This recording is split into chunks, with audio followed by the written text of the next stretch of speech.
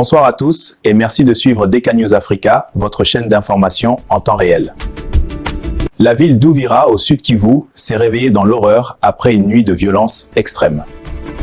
Dans une attaque attribuée aux forces RDF M23FC, composées majoritairement de militaires Tutsis rwandais.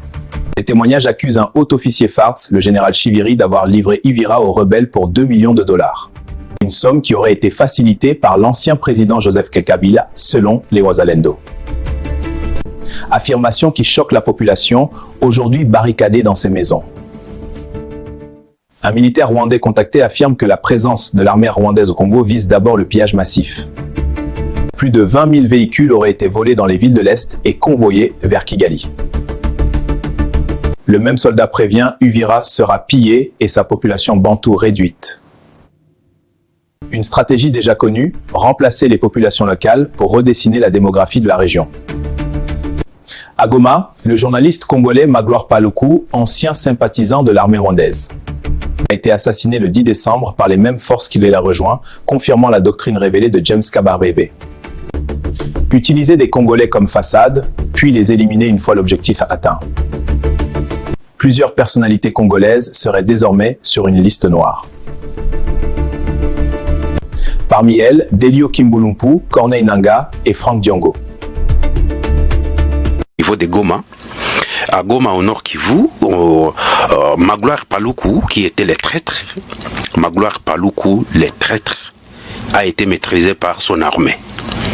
Magloire Paluku, le traître, a été neutralisé par son armée.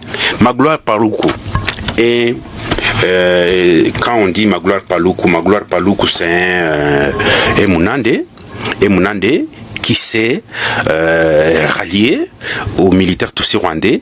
Il est le propriétaire d'une chaîne de radio, FM Kivu numéro 1, Kivu 1. Les autres l'appellent Kivu 1, c'est Kivu 1. Ils ont utilisé les bâtiments construits par Mobutu, les BDGL à Goma. C'est là où cette radio est en train de fonctionner. Pourquoi ce sont des Bantous qui meurent? J'ai posé cette question dans mes émissions. Je connais et je sais très bien comment les Mututsis neutralisent les Bantous. Magloire Paluku n'est plus.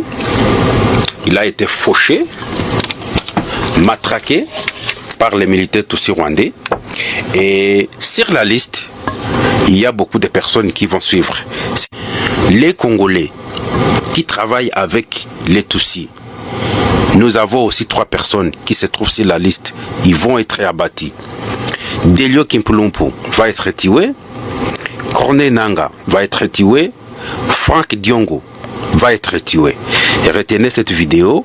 Un jour, vous allez me donner raison. Et je disais que Magloire Paluku sera tué. Si vous me suivez, allez voir mes vidéos. Vous verrez que j'avais dit Magloire Paluku sera tué par les Tutsis. Et aujourd'hui, il n'est plus. Mesdemoiselles et messieurs,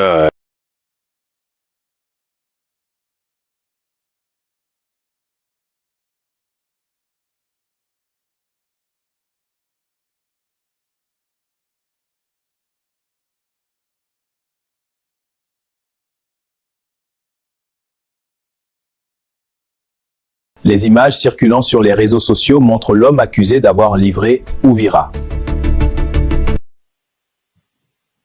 L'auditeur général, près la haute cour militaire, poursuit le prévenu général Chiviri Amouli pour viol sur mineur, coups et blessures volontaires et vol à l'aide des violences.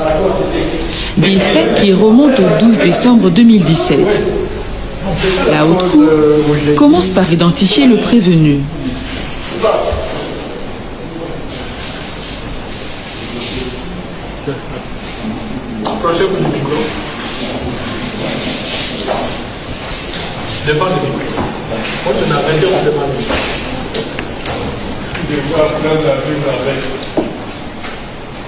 Pour la population, cette affaire révèle une faille profonde. Des officiers infiltrés, une hiérarchie affaiblie et un président Tshisekedi trompé par des conseillers douteux. La ville reste sous tension extrême. La population se terre chez elle. Le nombre exact de victimes pourrait encore augmenter. La crise d'Uvira marque une étape dramatique dans la guerre hybride menée contre la RDC. Une enquête nationale et internationale est désormais indispensable.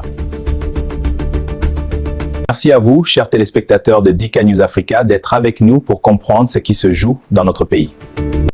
N'oubliez pas de liker, partager et vous abonner pour soutenir votre chaîne. Présenté par Apôtre D. de Kibala, Dika News Africa.